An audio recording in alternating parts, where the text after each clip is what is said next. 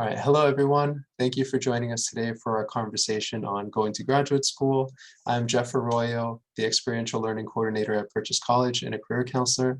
And I'm also joined today by two of our graduate interns, Shamshir and Gary. Nice to meet everyone. Nice to meet everyone. All right, and we'll begin our talk today with questions to ask oneself, right? So I'll start off the presentation. Thanks, Jeffrey. Again, my name's Shamshir. I'm a graduate student from Iona College, and I'm currently interning at the Center for Career and Development at Purchase College. I'm actually going through my second master's program, so I'm a little familiar with graduate school. Sometimes it can get a little burdensome, but at the same time, it's something that I'm passionate about. So, you know, I'm never really too tired of graduate school. So if you guys have any questions about the experience of graduate school from a student, feel free to reach out during the Q&A as well, or just put them into the chat. So to start this topic off, really, what you have to, the first step you have to take is you have to ask yourself why you're going to graduate school, right? So the questions posted here, for example, what are my professional goals? Is an advanced degree necessary? Should I work and gain relevant experience before applying? What are my reasons for pursuing graduate school, right? Because graduate school, you have to remember, it's not like an undergraduate degree where it's a foundational degree. It's more of a directive career, right? It's directional. And if you look at the word master's traditionally, it means to master a specific subject, right? That's why it was traditionally called a master's program. It's meant to help you build roots in a particular field, in a particular discipline, right? You are becoming a master of that program. So you have to ask yourself if you are passionate about any specific discipline, if you have the trajectory in mind for a field, for example, psychology, like myself. It's difficult to really build a strong foundation in psychology with just a bachelor. So I knew going into graduate school that I would be in it for the long run, right? A good example is my sister. She's into radiology, right? So for her, she knew that she needed a master's program because it comes with certifications, it comes with accreditation, for example. Whereas if you compare with my brother who went into banking, he got a bachelor's and they both found their own jobs. They both went into their both fields, but some people needed, but he didn't need a master's degree, whereas she did. Right. So always ask yourself, is a master's degree going to benefit you in the long run? Right. Because it is a lot of time and it is a lot of money, but it can, it has its benefits and it has its disadvantages if you don't really know what you're doing. Yeah. So with that being said, I'll pass it on to Gary, who's my peer and a fellow intern at the center. Hello again, everyone. I'm also a grad student at Iona. We're actually in the same class, me and Shamshir. And I was pretty much, I'm going to add to what he said is that there are certain benefits to the graduate program or going through a master's program, but there's also certain drawbacks. You have to kind of weigh them out and know how they balance in your own life. For example, one benefit I think everyone has in mind, even if they don't want to admit it, is that when you have a master's degree, you tend to make more money. According to the Bureau of Labor, it's at an average $12,000 more than someone with just a bachelor's degree. However, to get to that, you also have to say that there's going to be a tremendous investment of time. It's going to be a tremendous investment of effort. And it's going, when I say time, I mean, it also is going to cut into your existing schedule now. You have to decide now, this is going to affect your current job if you have one, or your prospects of getting a shorter, like part-time job. It may require you to shorten your hours, which is something that I can attest to personally, as I've had to cut back my hours significantly to fit the master's program into my work schedule. And for some people, it may require you to quit altogether. There's also familial obligations and other factors you have to consider.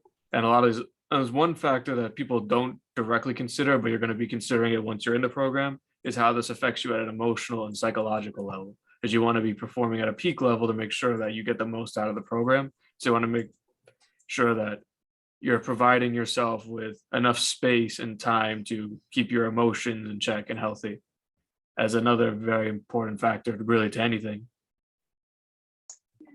Those are wonderful points. And I just want to add in that most graduate programs are pretty flexible in terms of the timing for them with the traditional like 8 to 5 jobs. So for example, evening classes are very common for graduate school as well as weekend classes. So there's some flexibility depending on your circumstances, as Shamshir and Gary both mentioned. Yeah, and if anybody has any questions about specific managing graduate school with like a full-time working job, keep on to those questions. We'll be able to answer those as well. Because like Jeffrey was saying, graduate school, it is a little different than undergrad in terms of scheduling, in terms of class schedules. All right, so going forward, this relates to the topic that we were talking about in terms of questions. The sorts of answers you should be basically finding out and discovering about yourself are those along the lines of your interests, right? Your strengths, values, your personal preferences, right? It helps you understand, asking yourself questions like, why am I going to graduate school? They really just help you understand better about yourself, right? Your own abilities and your own limitations. I had a friend who almost failed probably his entire 4 years of undergrad, his math classes, his statistics, all of that. And then he told me in his last semester that he's thinking about going to grad school for some sort of astrophysics program.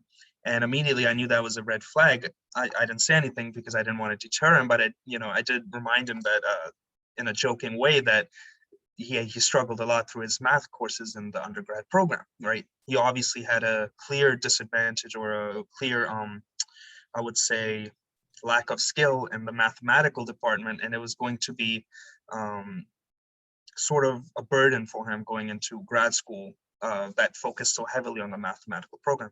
A year later, he also found this out and he decided to change his trajectory, right? So these are the sorts of questions that you should be finding out about yourself. What are your advantages and what are your abilities that will favor you in grad school? And Gary will elaborate on this as well. Well, what I focused on here is that, which I touched on earlier, especially when considering your resources, your priorities, and your responsibilities, you do want to focus on what's in front of you now. Your current life isn't going to go away or be put on pause because you went to grad school. So you have to, as I take into your work schedule, your familial obligations, and all these other sorts of things. Another thing you have to take into consideration is, are you going there? Are you transporting? Is it commuting? Are you moving? Different things like that. And a lot of that can seem quite daunting, actually. But a lot of the places that you're applying to, especially if it's like for me, I undergraduate at Iona and then I went to graduate school at Iona again. So along with other grants and things like that I already had, Iona was able to help me out and find some more scholarships and more money to help me stay in the program. And a lot of people do that too. Sometimes for some people, and I've actually do remember talking about this with some of my peers, they're being paid for by the job they currently have. So sometimes even if you want to do this for self-advancement, you can ask your organization or any other peers like that, and they can probably, even friends might be able to lead you to resources that you can use to build your graduate career, as it were, build a scholarship behind it.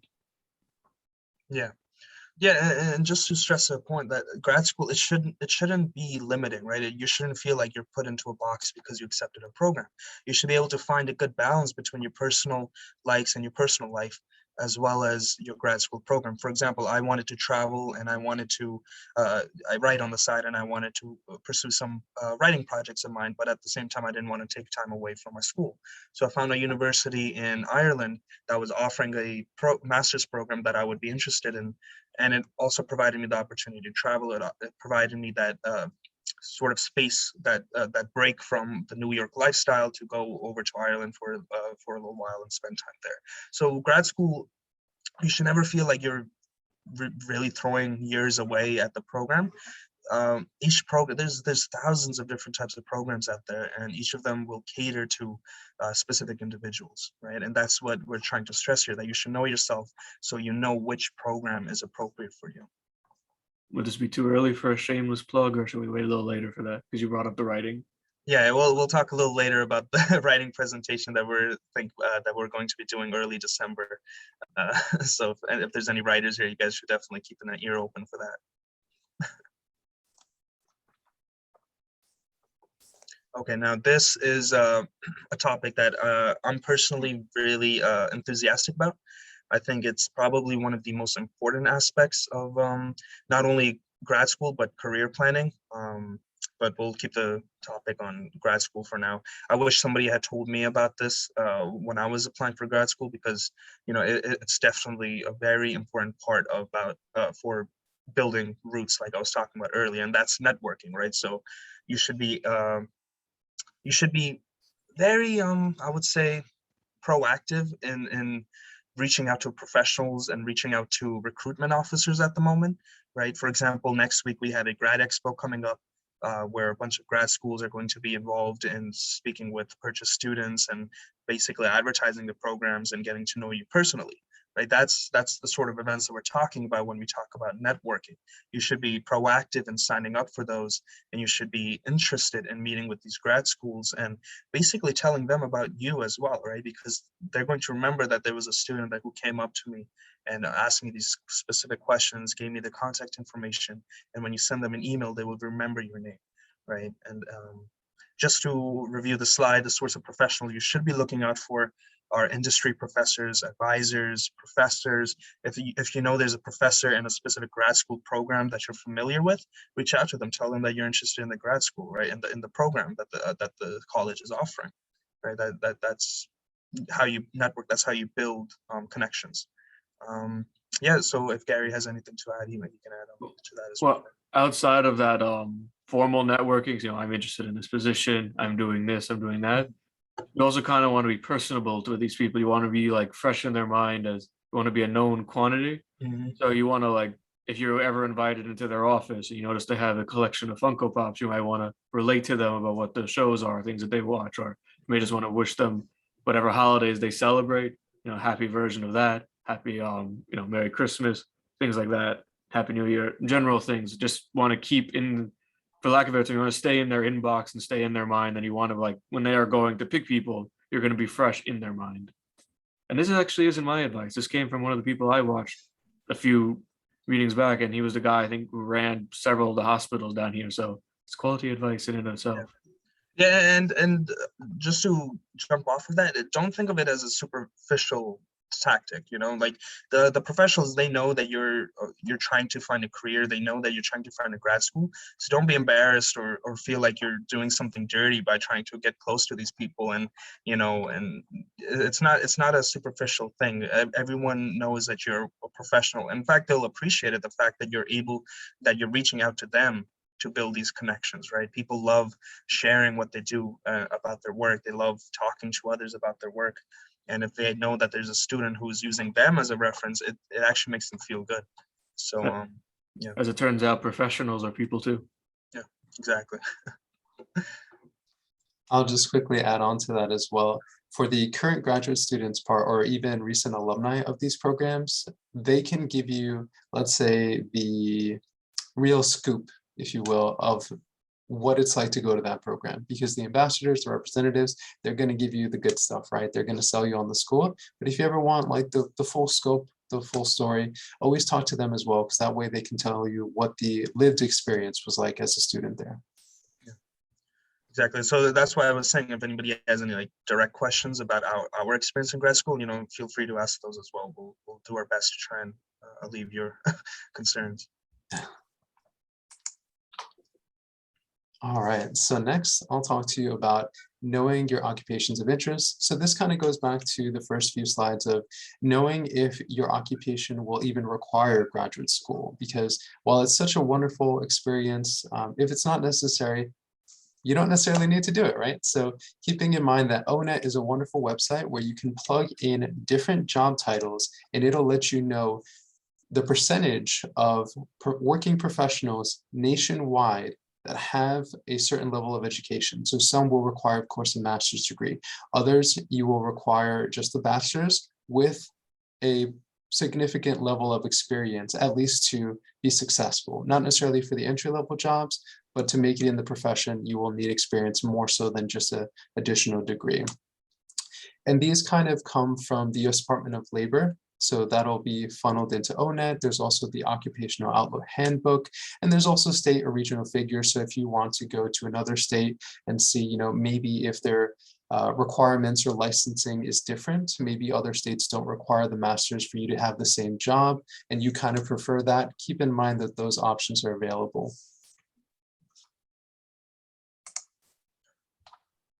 Yeah, and so this is like the next step after you find out which grad program you want to go in, which field, which discipline, right?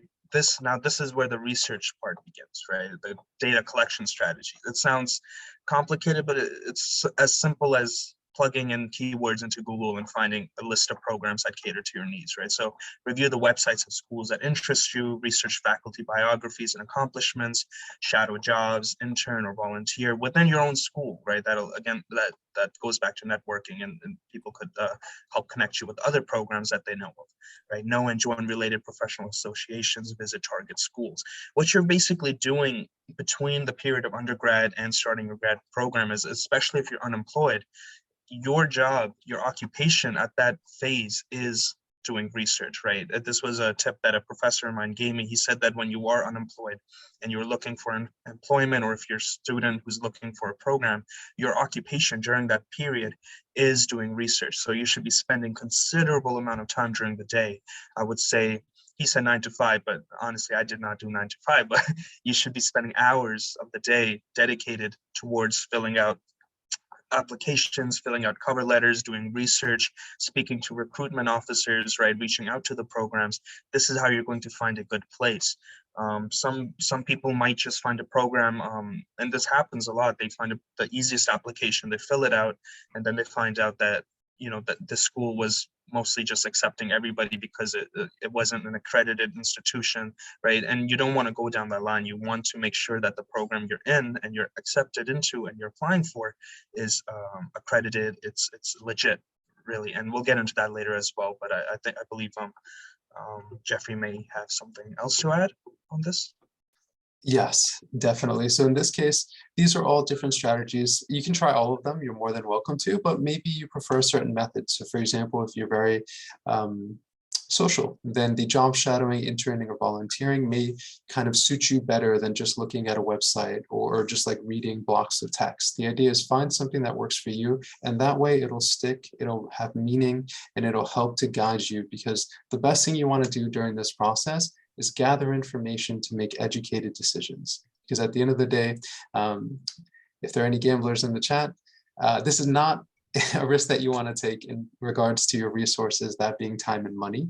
So yeah, keep in mind, as Shamshir was saying, that you do want to take it as serious as possible, because this is all to your benefit, ideally, right? So just keep that in mind with how you dedicate your time for this. Exactly. And just want to mention real quick as well, considering that everyone has different life circumstances, you know, if you can only spare so much time to do so, everything counts. Just keep that in mind. And that's why the Career Center is here as well. We're here to, you know, ease your process, right? So if you do have limited time, definitely reach out to us and we can help you, you know, with your process, with your search as well. Exactly. We'll save you some time and headaches potentially. Hopefully. And before I continue, if anybody does have questions about anything we've talked about so far, you could either put them in the chat and we'll address them later, or you could keep them, you know, personal in your head, wherever. Just I know we're going through the slides, so you know, if somebody does have any questions, don't just, you know, forget them. Make sure that we address them later on. But our next slide is it's related to the idea of spending careful and considerable moments applying to the grad school that you want to go to, right? Deliberation. Does the program mesh well with the expectations and objectives you have for your graduate education? Now, these are a list of factors that you should take into consideration about the program, that the program should be offering you, right? There's 3 specific factors that I took into consideration because I was going into a very theoretical field like psychology that requires accreditation and things of that sort. So the 3 factors that I look forward to were certifications, standardization, and accreditation, right? So was my program nationally accredited? Was it nationally certified? Or upon leaving my grad program, would I apply to a job and be told that my college does not count, or my college was not valuable to their considerations, right? So you want to make sure that the program you're going into is basically legit, right? And they're not just offering this program to take your money, because unfortunately there are some institutions out there that will advertise themselves that way. So this is why research is so important. You want to make sure that the grad school you're going for, and you're going to be paying for this as well, that, you know, it's not just going to be wasting your time, that it is offering you something more than just education. I'd like to add as well that for these possible factors, much of it is going to be subjective, except maybe like cost. That's probably something for everyone universally.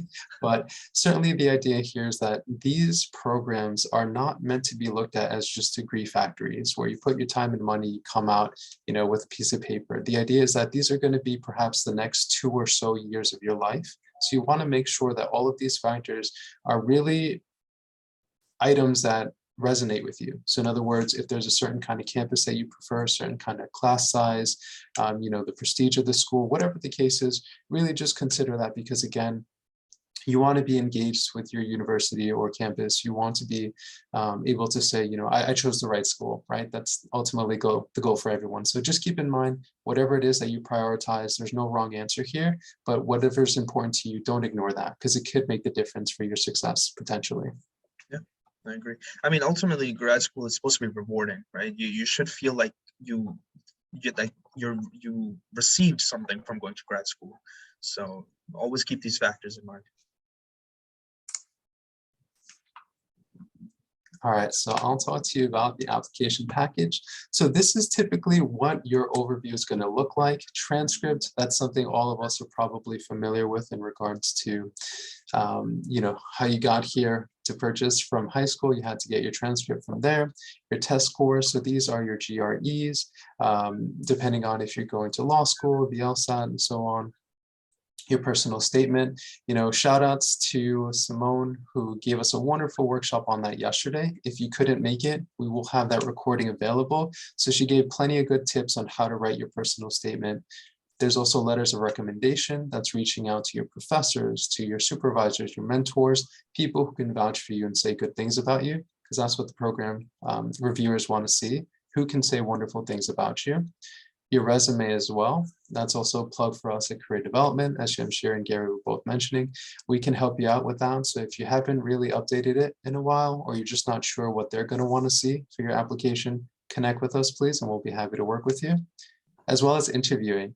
Not all of them will have an interview. Some of them are just more of like a meet and greet to get a feel for who you are and just kind of make that first impression, either through Zoom or in person. But for those of you that know you may have to interview, or you just want to practice your interviewing for a job or anything like that, we could also help you out with that. All right, here. This is where everyone's going to get a little uncomfortable with the testing topic.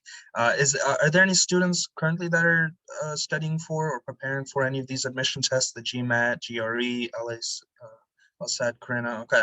Oh yeah, I remember you were studying. Yeah. The GRE is usually what a lot of the grad schools look for, and then the other ones are more tuned towards a specific field, right? So law school asks for the LSAT. It says basically on the slides, as you can see.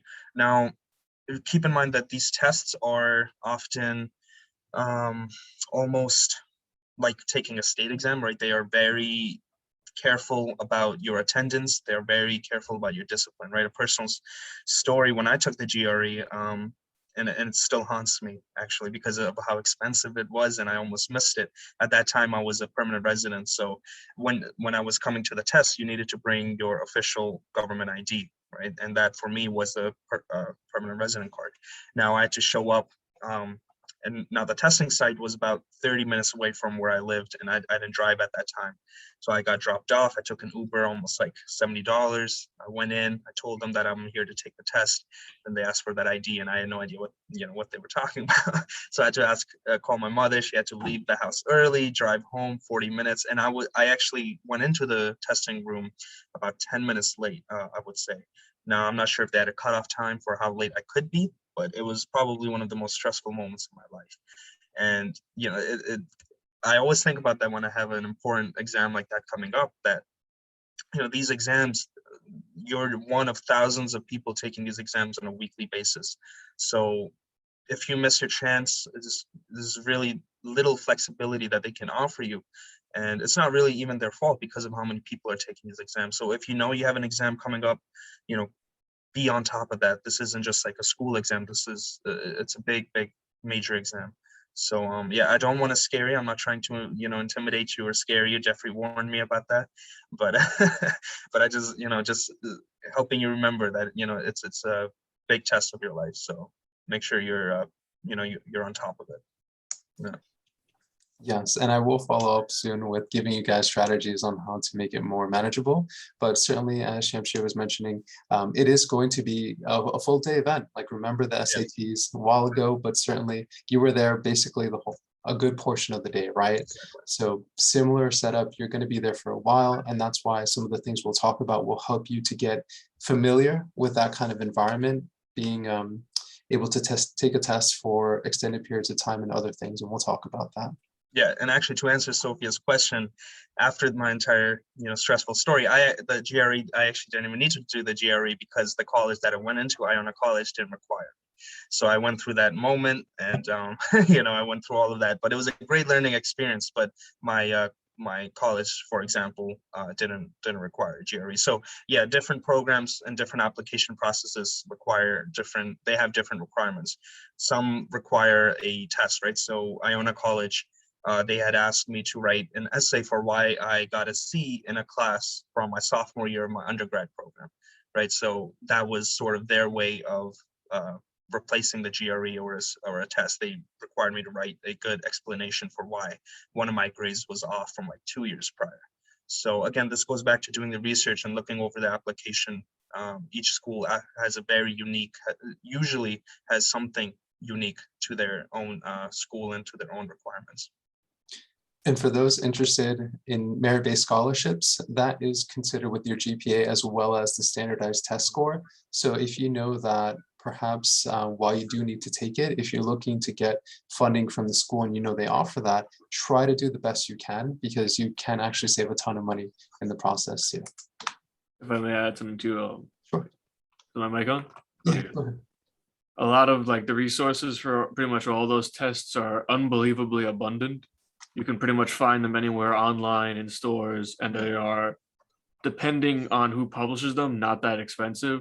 But in my experience, I find that the one that people go after the most is Princeton and Kaplan. So if you're interested in particular materials, those are probably the two who can help you out the most. Yeah, great point, Gary.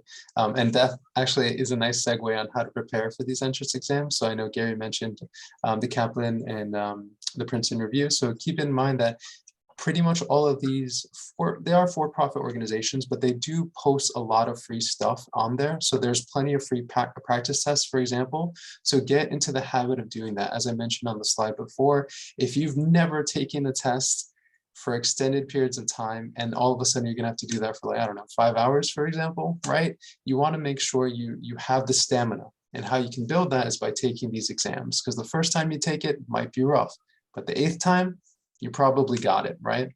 So keeping in mind that study guides, practice tests, many are posted online, because folks do this every year, like Shamshir was mentioning, thousands every week, right? So there are these materials, you just have to know where to find them, and they'll be available to you.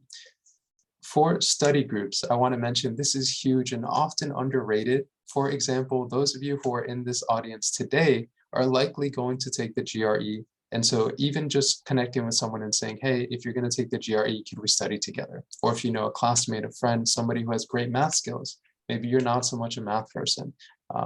Keep in mind that you can bounce off each other, give each other strategies, and keep each other accountable. So that way it's not just you against this big test, but divide and conquer, so to speak. Private tutoring as well. So keep in mind that, again, with these third-party organizations, they do offer things like classes and tutoring. If you have the resources to do so, by all means, feel free. But there is plenty of free stuff too, so you don't necessarily have to give out the money and pay if you don't need to. And that kind of goes with the test prep classes, as mentioned.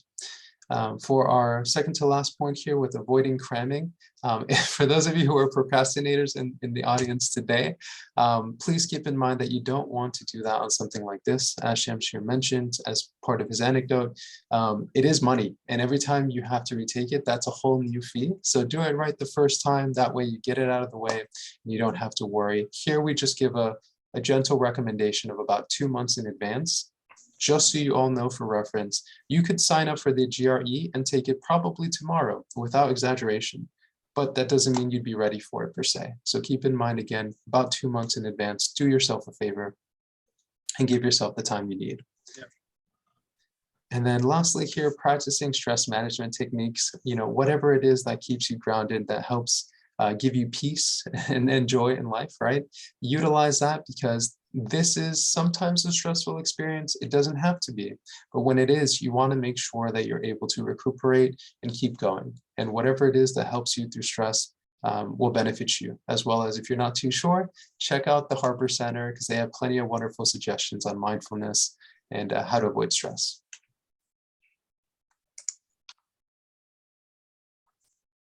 All right. Now, this is something that I did as a bit of research prior to this. And when it's telling you to look for free money, there's so much free money out there. It is unbelievable. I found a scholarship for quite literally every demographic you could think of, even some that I thought were a little out there, but some don't even need a requirement from you. They'll just give you the money if you have interest. Usually those are smaller, but I mean, things that, like, the ones that I saw were big were generally ethnic, racial, and religious. If you can prove you're a part of one of those groups, there are definitely grants, and probably multiple grants for you. And there's also ones that can overlap if you can apply to like more than one box. I don't think there was any that said you had to exclusively be this, especially not for the ethnic ones. Like, for example, in my case, I could probably apply, which in retrospect, I probably should have applied for scholarships that were Hibernian or for Italian American or things like that. But it's just an unbelievable amount of stuff. And all of these are mostly legitimate because I got them through the Bureau of Labor, through Scholarship Finder. And there was two other good alternatives called Zintellect and scholarships.com. But there is so much money out there. It is unbelievable. They're just really looking to give it away. Well, I mean, there's the caveats, I'm sure, to that and strings, but there's just a lot out there you can look for if you know what to look for. But take risks when you're doing this too. The worst they can say is no. Yeah, there's a lot of charitable people out there who, they value young people getting their education. So yeah, don't feel like you're left alone. There's a lot of people out there that will support you. Gary, if I could bother you at some point for the additional links you mentioned, if you could throw those in the chat, that way in case some folks are interested in checking those out. Yeah, sure thing. Thank you. And while you do that, I can cover the bottom part if you'd like, with the fellowships, assistantships, and so on. Yes, just got to pull this up because PowerPoint wants to fight with me. So in this case, keep in mind, folks, that there are plenty of opportunities as well for you to be employed by the school or to have these kind of, let's say, additional funding opportunities through work and research with the school you're attending. So for example, if you're going for some kind of science field or psychology, perhaps, there are plenty of lab assistant positions, which are great because it gives you wonderful experience. You get paid for them. If you're going for a doctorate, those are wonderful ways to get fellowships where you're doing research. You get a living stipend, basically. So it's a nice way to not have to stress for money, and you're also gaining great experience at the same time. Keep in mind as well that sometimes instead of just a traditional salary or stipend or anything like that, it can include tuition coverage or things like tuition reimbursement. So if you work for the school and you pay for a class, they can give that to you afterwards, or they can say you are qualified for one or X amount of free credits as part of our school, kind of thing. So keep in mind, instead of a traditional job, perhaps like retail or let's just say entry-level position in general, saving thousands of dollars on classes can probably actually equate to more. So keep in mind, if those jobs exist, try to apply for them. If you're not sure, ask them be in the program during their open houses, email, and so on. So that way you can find these opportunities. All right, and that kind of goes into what I was mentioning before with this next slide as well. So sometimes your employers, even outside of the campus, like let's say, I know Starbucks, I believe for the undergraduate level, they have great college benefits if you're working and a part of their system. So as I mentioned, there's tuition remission. So that's where you are able to get free courses or save money from working at the school, tuition reimbursement again, so you pay, but then you get that money back. There's low interest credit union loans. So if you know you're going to take loans, always try to go for the lower interest because that'll save you money in the long run, as well as company scholarships. So as Gary was telling us, there are plenty of scholarships out there, thankfully, but at the same time, there might be some within your own organization, and perhaps you never investigated, but they're there and they'd be more than happy to share that with you. So as Gary said as well, take those risks because the worst that can happen is you don't get it. But if you do, that's a ton of money potentially. Just as a final point, do keep in mind that graduate school, where it differs from undergrad is that the loans are usually on the student. So there isn't really a parent plus or that sort of loan available. Just so you're aware that the loans, the responsibility will be on the student who applies. Now you can communicate with the lenders because that's how it works out. The loans are usually distributed from a specific lender.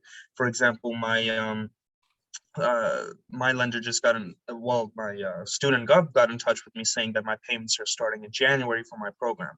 Now, I'm not going to be able to start paying them in January. So what I'm going to do is I'm going to get in touch with my lender who originally gave the money and basically tell them that I'm going to need maybe 6 months or however long before I can start paying. And they're usually very flexible about that.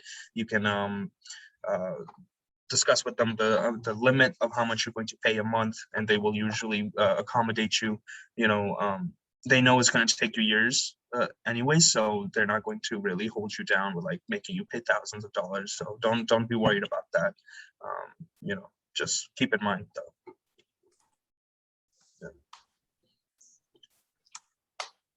There we go. So thank you, Shamshir. That also goes into our next point with loan options. So for all of you who are probably familiar with the process or you got help from friends or family, yes, the FAFSA is going to come back into play for graduate school as well because it helps to quantify your eligibility depending on, if you started a new job, depending on how much you make, that can help you, or perhaps give you a certain bracket for loans that you want to be mindful of, especially again, if you know that's something you're going to need to take. When it comes to the loans themselves, keep in mind that there are more or less, at least through FAFSA and government loans, two types that it goes down into. One is subsidized and the other is unsubsidized. So we have here, as you can see, with the unsubsidized loan, you're responsible for all the interest that accrues while you were in school. So while you're still taking the program, these interests will accumulate. However, for the subsidized ones, there's a freeze on your interest. So in other words, while you're studying, you don't have to worry about the interest accumulating on top of the amounts that you're already taking out. So subsidized is probably going to be your best friend here, but if you're in a situation where you have to take the unsubsidized, that can be okay too. The idea is just utilizing what can benefit you the most, and ideally have an easier time to repay later. Lastly here as well, for alternative loans, there are banks and private lenders. These are sometimes easier to tap into. However, the catch is that they tend to be higher in terms of interest rates, which unfortunately means you'll end up paying more in the long run. So better than nothing, but certainly take the time to complete the FAFSA accurately and take a look at the options you're given with subsidized, which is kind of better, or the unsubsidized, which is still okay, and often can be much better still than banks and private lenders.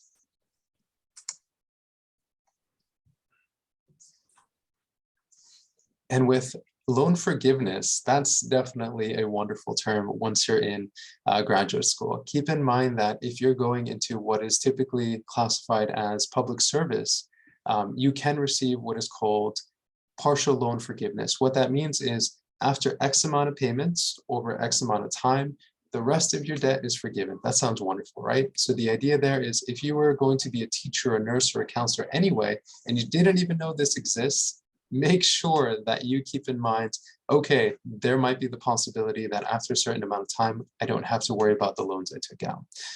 So there, I can tell you from experience, there is, again, a disclaimer, if you will, and you have to pay X amount over X amount of time. But in the long run, you do save a ton of money because the rest of it will be basically non-existent. So if you know that that's something you're going into, or you're just curious to see if you qualify, check out this link here, and that way you're able to see for sure. And I can post that in the chat after. Oops. As if I can add one more thing. When researching all this, I also found out that the government is working on more general loan forgiveness. However, I don't think they're fully or implemented it yet, and it kind of works on a lottery. So if you see, they have to keep an eye on that. You can see if you can apply and how you can get in.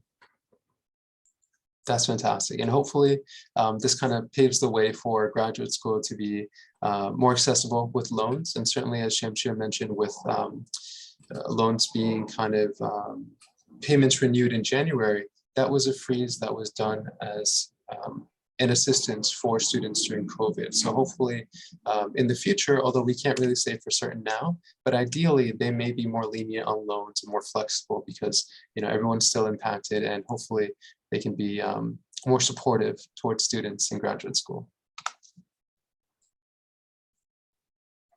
And so I'll talk to you also about staying organized. So for my folks who are kind of all over the place, again, this is a nice time to practice that skill, which is organization. And it is a skill, by the way. It doesn't mean that if you weren't born with it, you'll never be organized. Not at all. It takes effort and practice, but you too can conquer that skill. So here are some ways that you can do that.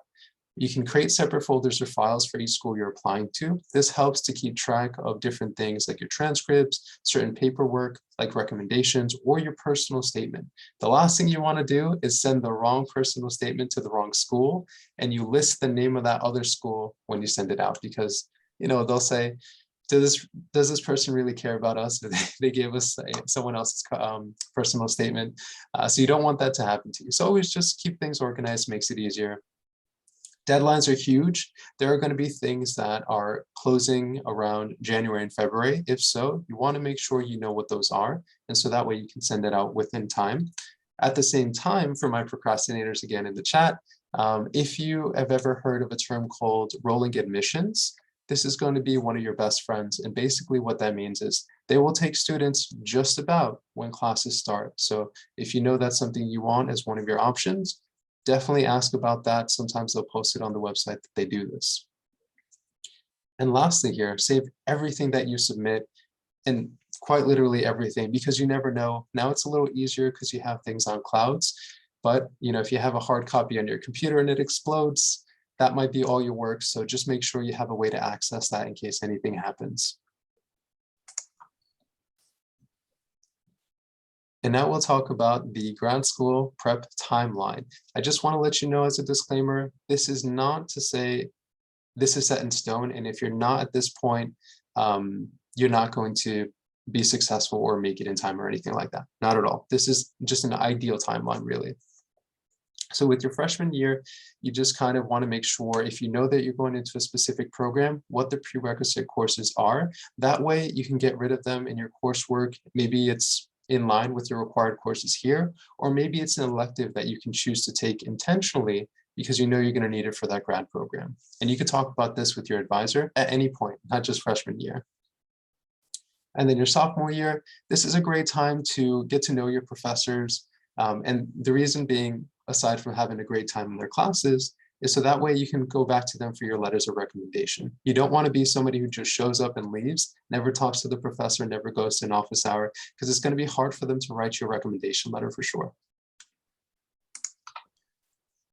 In junior year, this is where perhaps you get that early start on researching different programs and your interests. You can look at catalogs, websites, looking at if you're going to have to take a standardized test, because you can even start a year in advance if you really want to, and prepare, because that way, again, you're better off and you're stronger to do so.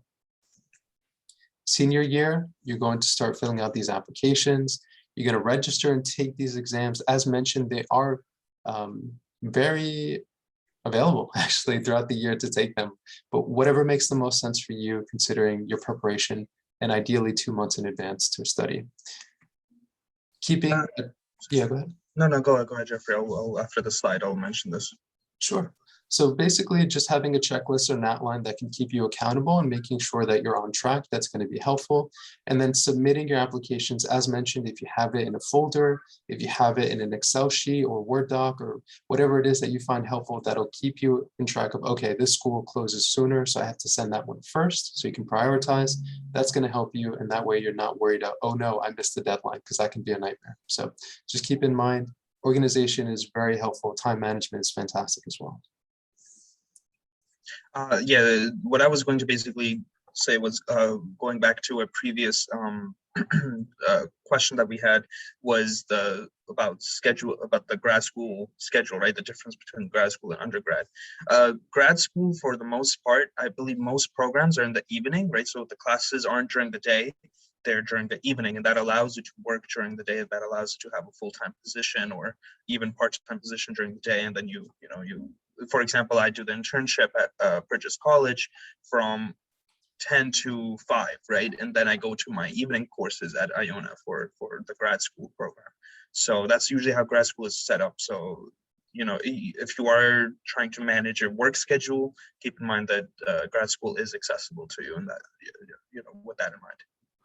Fantastic. Thank you for that addition. And just in case as well, Karina added too that some subject tests are only available a couple times of the year. So yes, it can be dependent on the exam that you need to take. Some are more available, some are less available. So just keep in mind, so that way you know what they are.